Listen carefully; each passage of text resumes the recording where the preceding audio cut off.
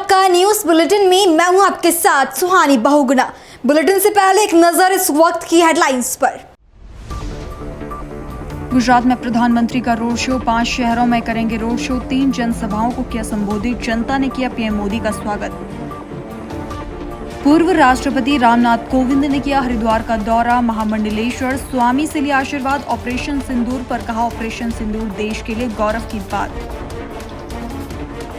मुख्यमंत्री परिषद की बैठक हुई आयोजित, बैठक में सीएम धामी ने किया प्रतिभाग। सीएम ने यूसीसी पर दी प्रस्तुतिकरण, यूसीसी में 4 माह में 1.5 लाख से अधिक मिले आवेदन। जगन्नाथ मंदिर प्रशासन और ऑल इंडिया की बैठक, 2 करोड़ 27 लाख रुपए के एमओयू पर किया हस्ताक्षर। जगन्नाथ मंदिर में बजाई गई सुरक्षा व्यवस्था, मंदिर में लगाई जाएगी एंटी ड्रोन सिस्टम। हेडलाइंस के बाद चलिए अब जानते हैं खबरों को विस्तार में। ऑपरेशन सिंदूर की सफलता के बाद प्रधानमंत्री मोदी आज अपने गृह राज्य गुजरात के 2 दिवसीय दौरे पर है, जहां वो 82,000 करोड़ की विकास कार्यों की सौगात देंगे। प्रधानमंत्री आज 5 शहरों में 4 रोड शो और 3 जनसभाओं को संबोधित कर रही हैं। इसके अलावा मेक इन इंडिया के तहत दाहोद में 21,000 करोड़ रुपए से ज्यादा की लागत से स्थापित रेलवे उत्पादन यूनिट का भी वो लोकार्पण कर रही हैं। 140 करोड़ भारतीय मिलकर अपने देश को विकसित भारत बनाने के लिए जी जान से जुटे हैं। देश की तरक्की के लिए जो कुछ भी चाहिए वो हम भारत में ही बनाएं, ये आज के समय की मांग है। भारत आज तेज गति से मैन्युफैक्चरिंग की दुनिया में आगे बढ़ रहा है। देश की जरूरत के सामान का निर्माण हो या फिर दुनिया के अलग अलग देशों में हमारे देश के बनी हुई चीजों का एक्सपोर्ट, ये सारा लगातार बढ़ रहा है। आज हम स्मार्टफोन से लेकर गाड़ियां, खिलौने, सेना के अस्त्र शस्त्र, दवाएं, ऐसा बहुत सारा सामान दुनिया के देशों में निर्यात कर रहे हैं।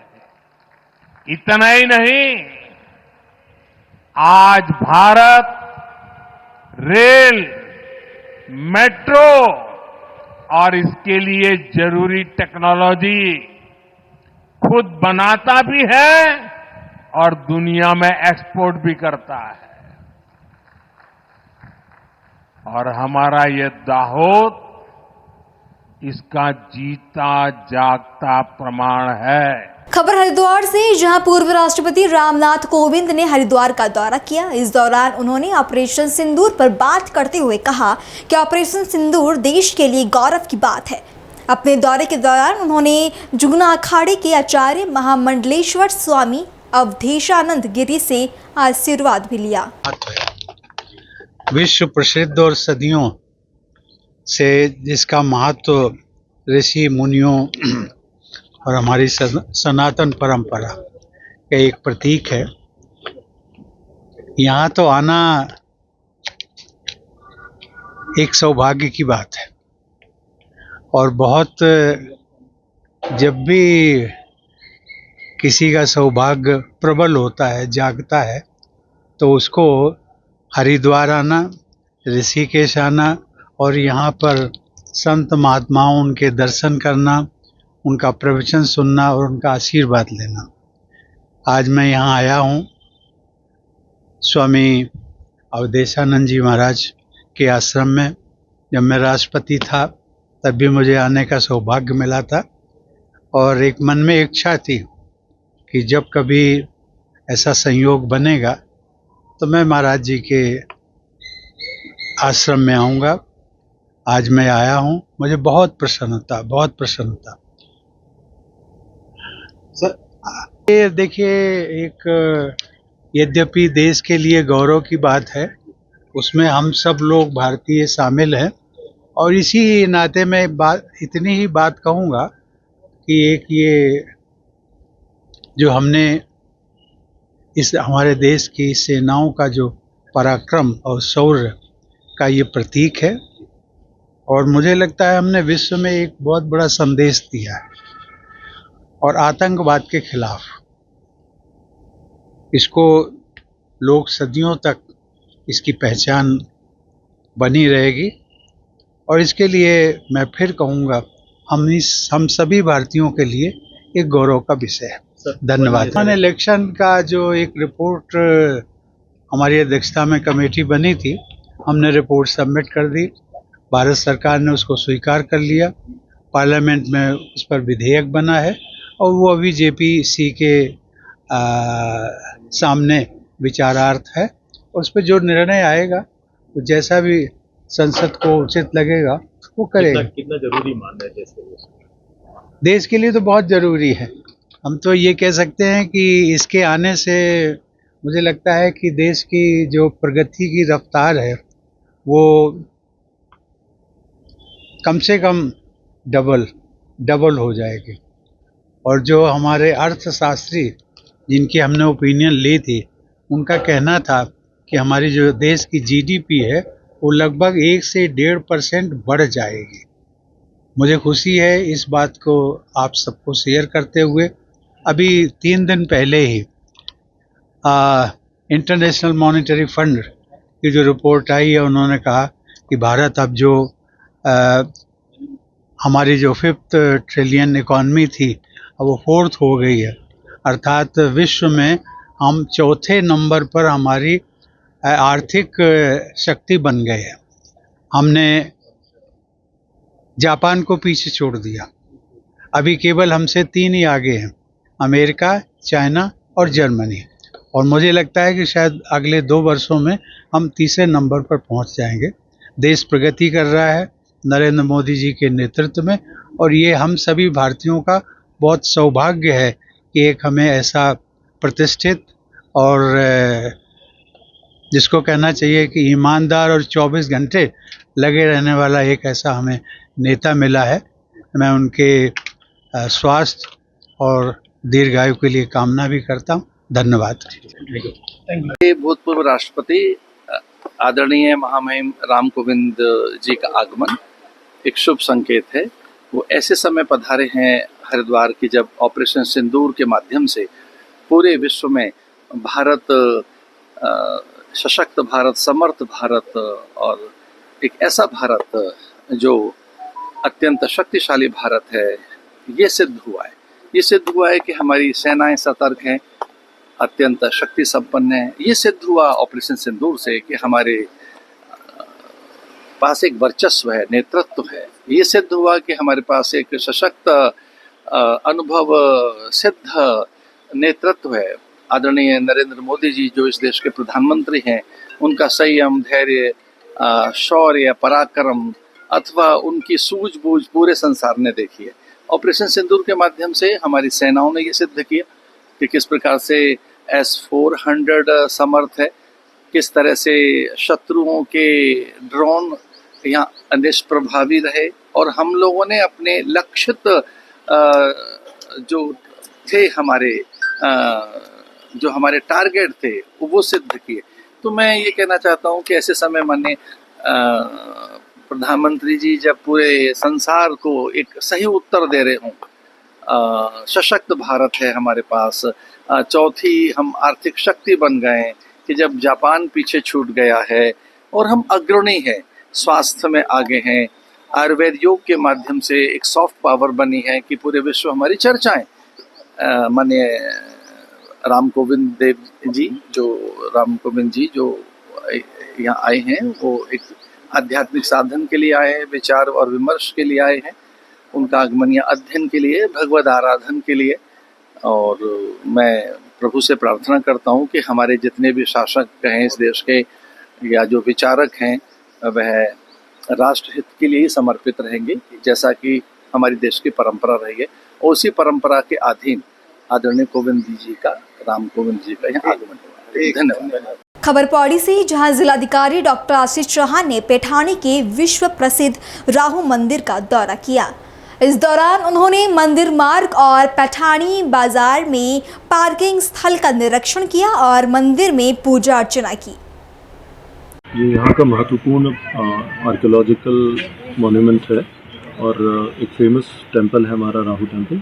उसके पास के ओवरऑल एरिया को जो डेवलप किया जाना है, इसका एक मास्टर प्लान बना के वही हम लोग ट्राई कर रहे हैं। एक तो यहाँ पार्किंग स्पेस की जो कमी है, पार्किंग और एक प्रॉपर एक्सेस दिया जाना है, वो अभी मेरे संज्ञान में है। सेकेंडली हेलीपैड भी बनाए जाने की ज़रूरत है, क्योंकि यहाँ परमानेंटली हमारे इंपॉर्टेंट विजिट्स होते रहते हैं और डिज़ास्टर पॉइंट ऑफ व्यू से भी एक सेंसिटिव जगह है। तो यहाँ एक हेलीपैड के लिए भी मेरे द्वारा निर्देशित किया कि जल्दी से जल्दी लैंड आइडेंटिफाई की जाए। थर्ड, यहाँ क्योंकि दो नदियों का संगम और वेस्टर्न नयार का ओरिजिन पॉइंट माना जाता है इसको, तो इस जगह हम लोग ये ट्राई कर रहे हैं कि जो ओवरऑल गंदगी या उस सबको साफ करते हुए जल संरक्षण का एक महत्वपूर्ण अभियान हम सारा के तहत यहाँ पे टेकअप करना चाहते हैं। खबर संभल से, जहां थाना मालपुर गांव में एक हकीम के घर में चोरी की घटना को अंजाम देते हुए चोरों ने 26 लाख रुपए के जेवरात और नकदी चुरा लिए। बता दें कि घटना के वक्त हकीम घर में सो रहे थे। वहीं घटना के बाद पीड़ित ने पुलिस को मामले की सूचना दी, जिसके बाद पुलिस मौके पर पहुंची और मामले की जांच में जुट गई। मेरी आँख खुली साहब, तो मैंने एक बजता हुआ देखा उसे, बस पीछे से, जहाँ से मेरे नहीं आया। उस समय आप लोग अपने घर पर ही मौजूद थे? हाँ, घर पे थे, बैठक में सो गया था मैं। अच्छा। हवेली में अंदर घर वाली सो रही थी। लगभग कितने एरिया में आपका मकान है ये? ये है साहब 300-400 500-600 गज में है जी। कितने कमरे हैं? 6 कमरे हैं। अच्छा, किस किस कमरे में चोरी की घटना को अंजाम दिया गया? 3 कमरों में। जो इसमें आपका आप बता रहे हैं जेवर चोरी हुआ है, वो एक ही कमरे में था या तीनों में? तीनों में था, तीनों में अलग अलग था। कितना था लगभग? ये होगा कम से कम, बेटों का अलग था, सबका ये 2500 तोले सोना आया। चांदी वगैरह कुछ तांबा पीतल? नहीं, तांबा नहीं गया, मेरा चांदी गई है 1.5 किलो। 1.5 किलो चांदी। और कुछ ग्रामीणों द्वारा जानकारी मिली है कि कोई संदूक आपको इधर जंगल की साइड में मिला है? संदूक मेरा कैसा कब्रिस्तान में मिला सुबह, जब हम रात को ढूंढ भजे उनके पीछे, तो कब्रिस्तान में ये संदूक मिला। किस समय मिला था ये संदूक कब्रिस्तान में? 3-3:30 का टाइम हो। आपने कोई प्रार्थना पत्र चौकी वगैरह या थाने में दिया? थाने में इतला करिएगा जी। 100 नंबर को बुलाया हमने। पुलिस मौके पे पहुंची नहीं अभी? पुलिस आ गई, वैसे 100 नंबर भी आ गई और वैसे भी आ गई। पुलिस ने आके क्या आश्वासन दिया आपको? अभी तो कुछ नहीं दिया, कह रहे हैं बोला होगा ही। अभी लगभग कितने रुपए का नुकसान हो गया? लगभग 90,000 मेरा कैश गया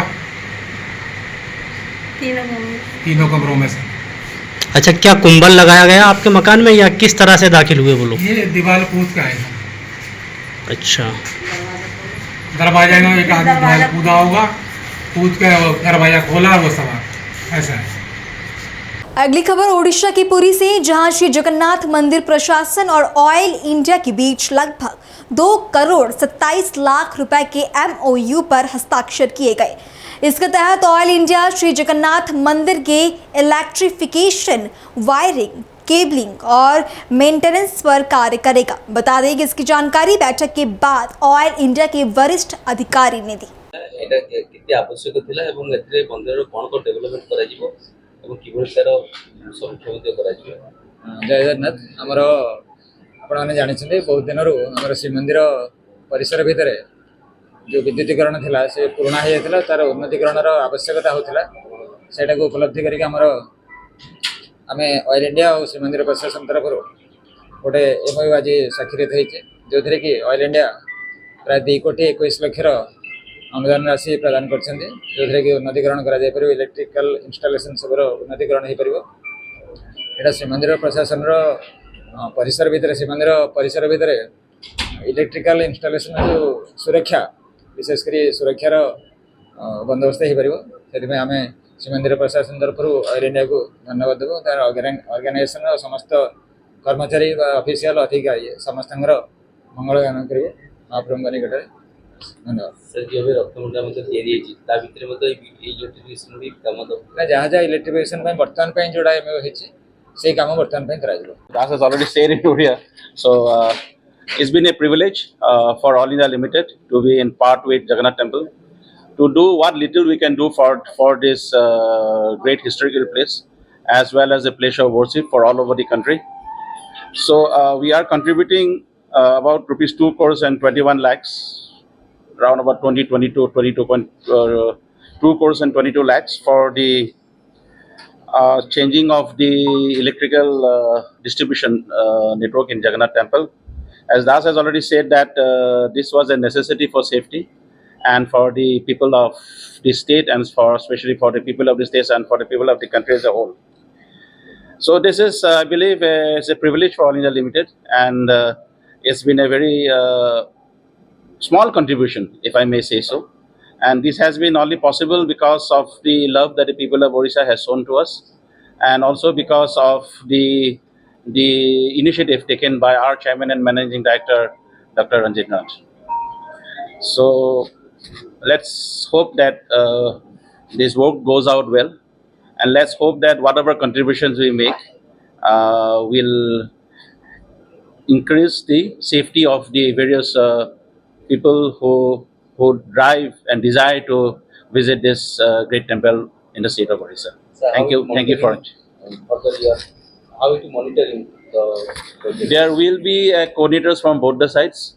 We'll have a coordinator from the temple side as well as coordinator for All India Limited.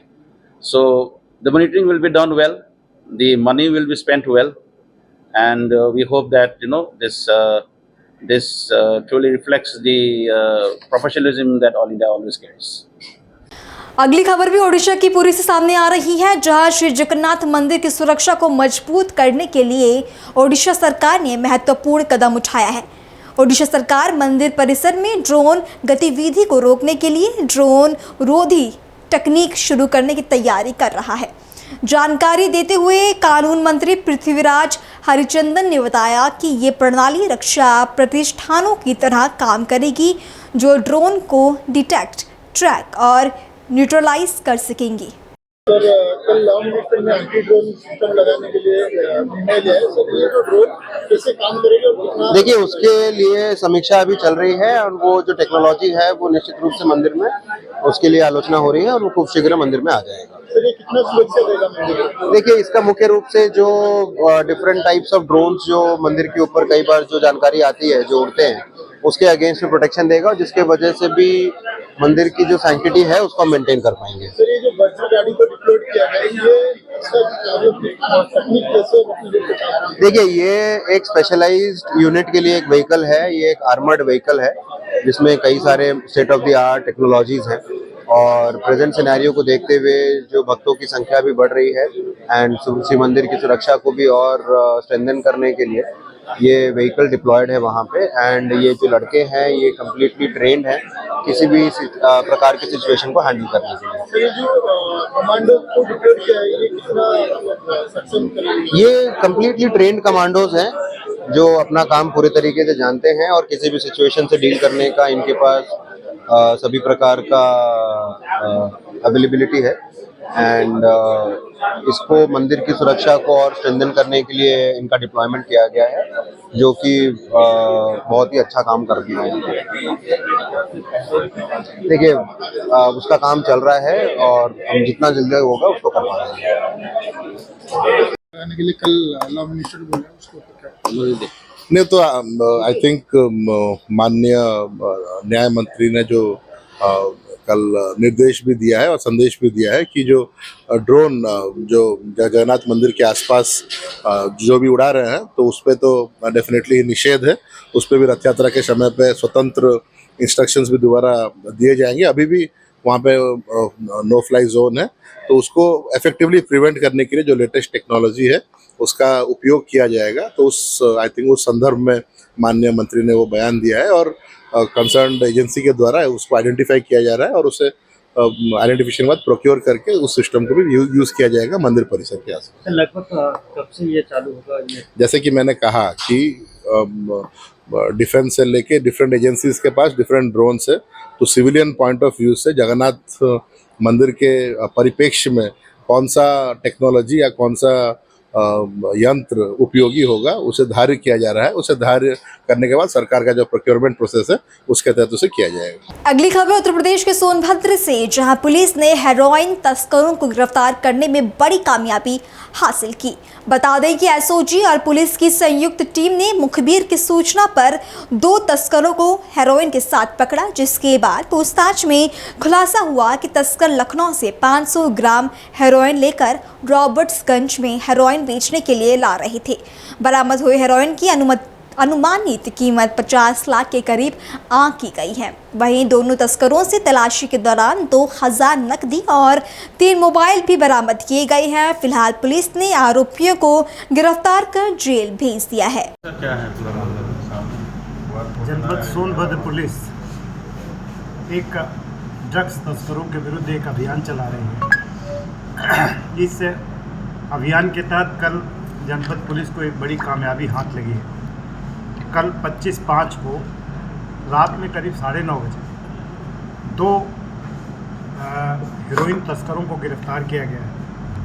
एक है पुष्पराज यादव उर्फ श्याम यादव और दूसरा है आफ्ताब।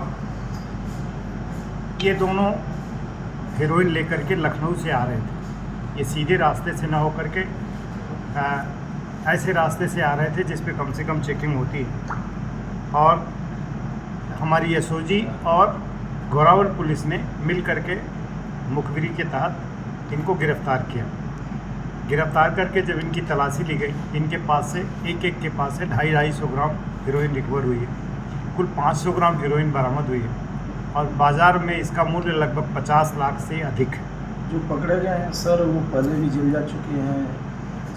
नहीं, ये पहले जेल नहीं गए हैं। इनके ये पुष्पराज के आपराधिक इतिहास को तलाश किया जा रहा है।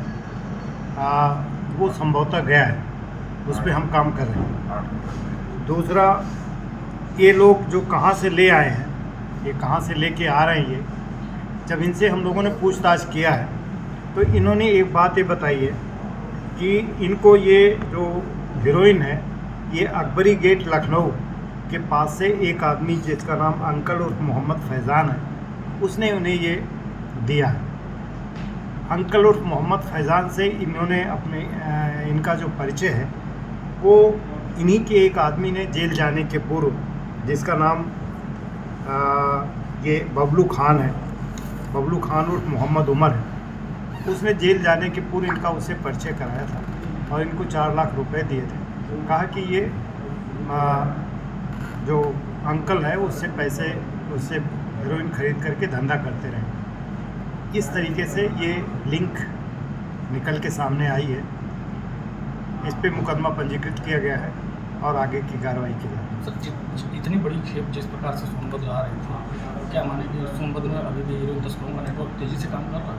नहीं, हम भी तेज़ी से काम कर रहे हैं। हीरोइन तस्करों का नेटवर्क काफ़ी कुछ ब्रेक किया गया है, लेकिन कुछ अभी शेष है और अभी भी कुछ शेष है, लेकिन हम लोग भी उतनी तेज़ी से काम कर रहे हैं। रिकवरीज पिछले 2-3 महीनों में काफ़ी अच्छी हुई हैं, काफ़ी लोग पकड़े भी गए हैं और प्रयास यह किया जा रहा है इस नेटवर्क को ब्रेक करने का, और हम बहुत जल्दी इस पर कामयाब होंगे।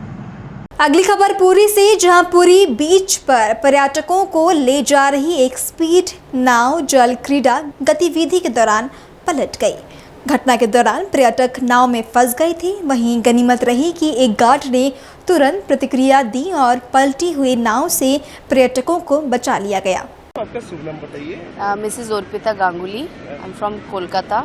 मैडम, ये तो जगन्नाथ जी का आशीर्वाद है, काला बाल बच गए। बिल्कुल बच गए। क्या हुआ? एक्चुअली कल ऑलरेडी रफ था, ऑलरेडी समुंदर बहुत रफ था और हम पूछ भी रहे थे। Actually there is a capacity of 10 seater, वहाँ 10 सीटर का कैपेसिटी है, लेकिन कुछ पैसे के लालच में वो सिर्फ 3 जन या 4 जन को बैठा रहे थे। ये लास्ट बोट था। ऑलरेडी वहाँ पर थोड़ा सा प्रॉब्लम आया, हम पूछा भी, जे देखो ये टाइड हाई टाइड हो गया है, जाना नहीं चाहिए। बोला नहीं कुछ नहीं होगा, पैसे के लालच में सर मना किए कि नहीं जाना चाहिए, लेकिन वो लेके गया। और जैसे ही अंदर गया मैं कभी अपने ज़िंदगी में इतना बड़ा नहीं देखी वेव। लाइक वो तो कम से कम 10 मंजिले का वेव था। और वो वेव क्योंकि वो और भारी नहीं था, उसमें 10 सीटर अगर रहता, वजन रहता, तो शायद तक वो उठ के ऐसे बम्प हो सकता था। और वो पूरा ऐसे पलटा, पूरा हम लोग के ऊपर बोट आ गया। द रेस्ट 4 जन जो थे उन लोग तो निकल गए। मैं आखिरी थी जो अंदर फंस गई थी, मैं निकल भी नहीं पा रही थी। डीजल पूरा गिर गया था। और इतना इडियट है, मैं बाद में जब पूछी कि कहाँ है आपका लाइसेंस, क्या है क्या नहीं है, इमीडिएटली उड़ीसा सरकार को ये मना करना चाहिए। उन लोग एक यहाँ पर उड़ीसा सरकार एक भी यहाँ पर खाना का नहीं रख रहे हैं क्योंकि बीच गंदा होगा। अरे बीच गंदा होगा वो साफ़ होगा, लेकिन आदमी अगर ऊपर चला जाएगा तो क्या होगा। और सबसे हम लोग बच भी नहीं पाते अगर इन लोग लाइफ गार्ड लोग दौड़ के नहीं जाते। कम से कम 15-20 जन आदमी गए, उसी में से एक लाइफ गार्ड मेरे पैर पकड़ के नीचे आया। एंड आई एम सो, अभी तक मैं ट्रॉमा में हूँ, मैं रात में सो भी नहीं पाई। I have never face, in fact Goa में बोलिए, जहाँ बोलिए, इट्स ऑल बैंड, वहाँ बंद कर दिया गया है पैराशूट ग्लाइडिंग। यहाँ पे हर रोज पर्यटक लोग आते हैं एंड तो पूरी नहीं, यही तो नहीं, मना कर देना चाहिए बैंड। आप लोग सबको जो भी यहाँ लगाता है, आज देखिए एक मिठाई वाला आता है, वो एक पत्ता नहीं गिराता है क्योंकि प्रशासन यहाँ मना किया है गंदगी नहीं करने। आप लोग मना कीजिए, भागो यहाँ से। जहाँ ये सिस्टम है, आज बैंकॉक बोलिए, दूसरे जगह बोलिए, वहाँ समुंदर इतना रफ नहीं है। ऑल ओवर द वर्ल्ड पूरी का करंट सबसे हाईएस्ट है। आप गूगल में सर्च कीजिएगा, इट्स अ करंट सी। तो आपका क्या रहेगा मैसेज? जैसे ये मेरे से रिक्वेस्ट है, जितने भी पर्यटक आ रहे हैं, जगन्नाथ दर्शन कीजिए, सामने पानी में तैरिए। सब आते हैं मज़ा करने, मज़ा करते करते ना सज़ा मत कर दीजिए। हम इतना ये है, आई हैव ऑलरेडी मेंशन, यहाँ पर जो एसपी है, मैं वहाँ पर चिट्ठी लिखूँगी कलकत्ता से जाके। यहाँ के जो सीएम साहब हैं उनको भी हमारे तरफ से चिट्ठी लाएगा, because he is Snehashish Ganguly. Already वहाँ से मेंशन होगा, एवरीथिंग हैज़, कलकत्ता से ऑलरेडी मेंशन है, already we have mention in our ministry also कि ये बंद करना चाहिए। खबर मध्य प्रदेश के सागर से, जहां पंचायत ऑफिस में कर्मचारियों की अनुपस्थिति ने कई सवाल खड़े कर दिए हैं। जी हां, पंचायत ऑफिस में कर्मचारियों के न होने से लोगों को परेशानियों का सामना करना पड़ा। और जब सीईओ को कर्मचारियों की अनुपस्थिति के बारे में पूछा गया तो उन्होंने कई बेतुके बहाने बनाए और इस सवाल का जवाब वो नहीं दे पाए। पूरी सीटें खाली पड़ी हैं, 11:30 बज रहा है, क्या बात है सर?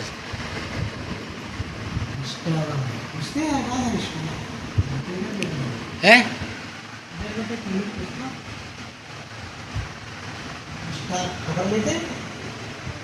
खबर लेते हैं, आप अकेले बैठे हैं।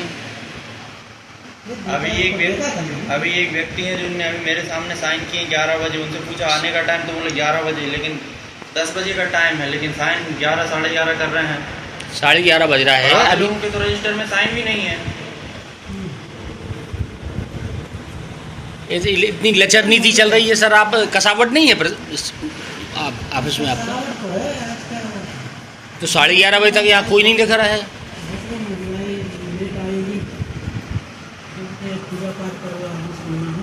अच्छा, पूजा पाठ चल रही है, इस कारण से नहीं आए। सब लोग पूजा करते हैं।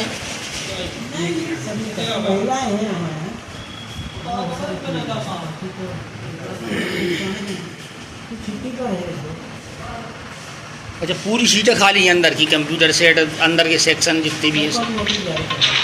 अच्छा, ओके। है किससे लेना है?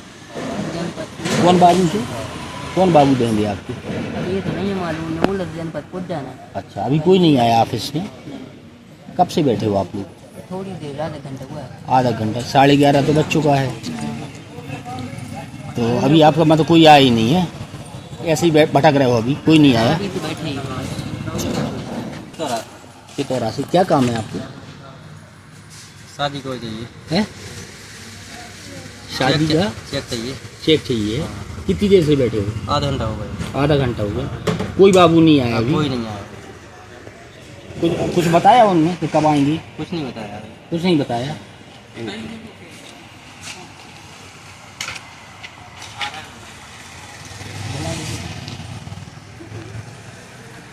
अगली खबर उत्तराखंड से, जहां मुख्यमंत्री पुष्कर सिंह धामी ने प्रधानमंत्री नरेंद्र मोदी की अध्यक्षता में नई दिल्ली में आयोजित मुख्यमंत्री परिषद की बैठक में प्रतिभाग किया।